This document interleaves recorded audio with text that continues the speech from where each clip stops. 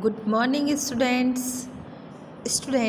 आज हम पढ़ेंगे अपनी हिंदी व्याकरण पुस्तक से पाठ संख्या 6 जिसका शीर्षक है कारक। बच्चों, आज के इस टॉपिक का मुख्य उद्देश्य है कारक एवं कारक के भेदों से आपको भली भांति परिचित करवाना। तो आइए बच्चों, हम जानते हैं कि कारक क्या होते हैं, इसका क्या अर्थ होता है तथा इनके कितने भेद होते हैं। प्रश्न है, कारक किसे कहते हैं? आइए इसका उत्तर जानते हैं। इसका उत्तर है संज्ञा या सर्वनाम के जिस रूप से उसका संबंध वाक्य में आए अन्य शब्दों से जाना जाए उसे कारक कहते हैं। आइए इसको उदाहरण के माध्यम से समझते हैं। शेर ने खरगोश को मारा, अर्थात शेर और खरगोश के मध्य ये जो ने चिन्ह है यही कारक है और यह इन दोनों संज्ञा शब्दों के मध्य संबंध दर्शा रहा है। अर्थात जिस चिन्ह से पहले संज्ञा शब्दों का संबंध दूसरे संज्ञा शब्दों से दर्शाया जाए उसे कारक कहते हैं। अगला उदाहरण देखिए। यह पुस्तक नीना के लिए है।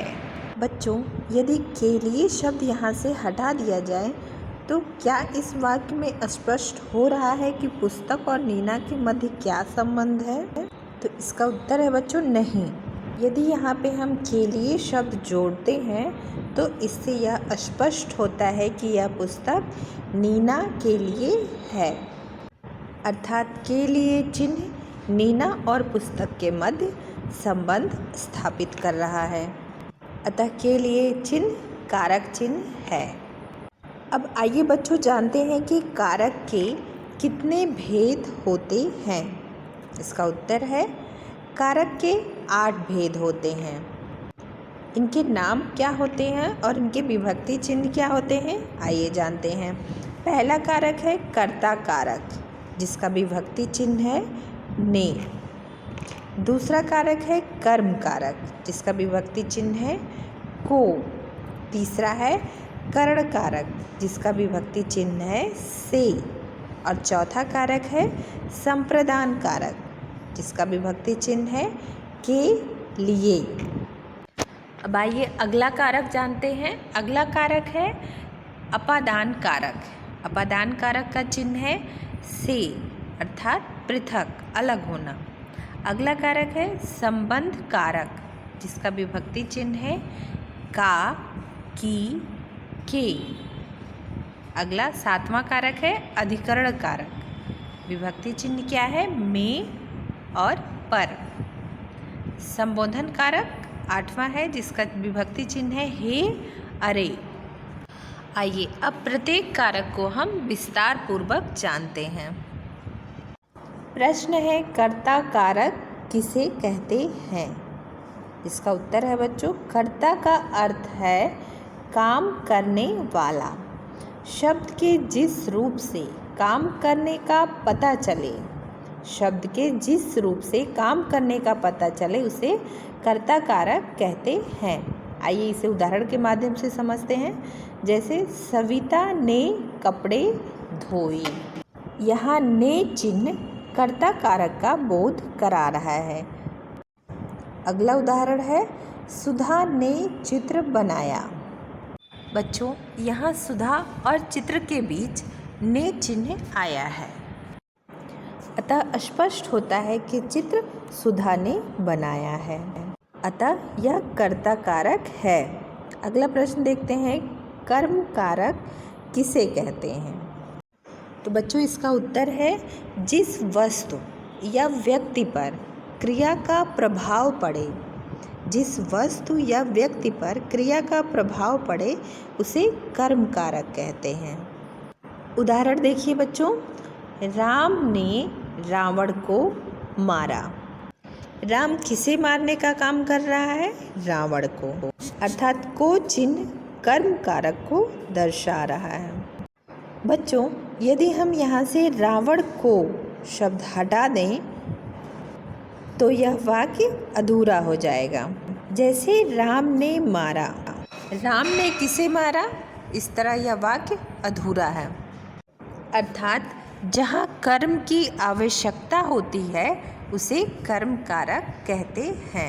बच्चों, अगला उदाहरण है, सोनू पुस्तक को पढ़ता है। तो यहाँ को चिन्ह से कर्म कारक का बोध हो रहा है। अगला प्रश्न देखते हैं, करण कारक किसे कहते हैं? इसका उत्तर है बच्चों, कर्ता जिस साधन से क्रिया करता है उसे करण कारक कहते हैं। अर्थात किसी भी कार्य को हम जिस साधन से करते हैं, जिसके द्वारा करते हैं, उसे करण कारक कहते हैं। जैसे सोनू ने पेंसिल से लेख लिखा। सोनू लेख तो लिख रहा है, लेकिन किससे लिख रहा है? पेंसिल से। अतः यह करण कारक है। यहाँ से शब्द जो है, से चिन्ह करण कारक को दर्शा रहा है। अगला देखिए, शीला ने झाड़ू से घर साफ किया। शीला ने किसके द्वारा घर साफ किया? झाड़ू के द्वारा। अर्थात यहाँ पे से शब्द भी क्या है? करण कारक है। अगला प्रश्न देखते हैं, संप्रदान कारक किसे कहते हैं? इसका उत्तर है बच्चों, कर्ता द्वारा जिसके लिए कुछ किया, कर्ता द्वारा जिसके लिए कुछ किया जाए अथवा दिया जाए उसे संप्रदान कारक कहते हैं। जैसे विभा सुधा के लिए भोजन लाई। यहाँ विभा जो है वो सुधा के लिए भोजन लाई, ना कि अपने लिए। अगला देखिए, आकाश के लिए फल लाओ। फल किसके लिए लाओ? आकाश के लिए। तो बच्चों, यहाँ के लिए चिन्ह किसे दर्शा रहा है? संप्रदान कारक को। आइए अगला देखते हैं, अपादान कारक। अपादान कारक किसे कहते हैं? इसका उत्तर है, संज्ञा के जिस रूप से किसी वस्तु से अलग होने का पता चले उसे अपादान कारक कहते हैं। अर्थात शब्द के जिस रूप से हमें यह पता चले कि वह वस्तु उससे अलग हो रही है उसे अपादान कारक कहते हैं। जैसे पेड़ से पत्ते गिरते हैं। यहाँ पेड़ से पत्ते क्या हो रहे हैं? अलग हो रहे हैं। तो अतः यह अपादान कारक है। अगला प्रश्न देखते हैं, संबंध कारक किसे कहते हैं? इसका उत्तर क्या है? इसका उत्तर है, संज्ञा अथवा सर्वनाम के, संज्ञा अथवा सर्वनाम के जिस रूप से वाक्य में आए व्यक्ति या वस्तु से उसका संबंध पता चले उसे संबंध कारक कहते हैं। अर्थात जो चिन्ह पहले संज्ञा शब्द का दूसरे संज्ञा शब्द के साथ संबंध बताए उसे क्या कहते हैं? संबंध कारक कहते हैं। जैसे सुनील के मामा जी आए हैं। अर्थात मामा जी किसके हैं? सुनील के हैं। तो यहाँ के शब्द जो है वो सुनील और मामा के बीच संबंध स्थापित कर रहा है। अगला देखिए, यह कुशल की पुस्तक है। यहाँ की शब्द कुशल और पुस्तक के बीच संबंध स्थापित करता है। अगला देखिए, अधिकरण कारक किसे कहते हैं? इसका उत्तर है, संज्ञा अथवा सर्वनाम के जिस रूप से क्रिया के होने का स्थान पता चले उसे अधिकरण कारक कहते हैं। आइए इसे उदाहरण के माध्यम से समझते हैं। पिताजी कमरे में बैठे हैं। पिताजी कहाँ बैठे हैं? कमरे में बैठे हैं। तो यहाँ में चिन्ह जो है वो अधिकरण कारक अर्थात स्थान का बोध करा रहा है, अतः यह अधिकरण कारक है। अगला देखते हैं, कौवा पेड़ पर बैठा है। कौवा कहाँ बैठा है? पेड़ पर। तो पर शब्द भी स्थान का बोध करा रहा है, अतः यह अधिकरण कारक है। अगला देखिए, संबोधन कारक किसे कहते हैं? इसका उत्तर है, संज्ञा के जिस रूप से किसी को पुकारा जाए उसे संबोधन कारक कहते हैं। जैसे हे ईश्वर मेरी मदद करो, अरे रूपा तुम कब आई।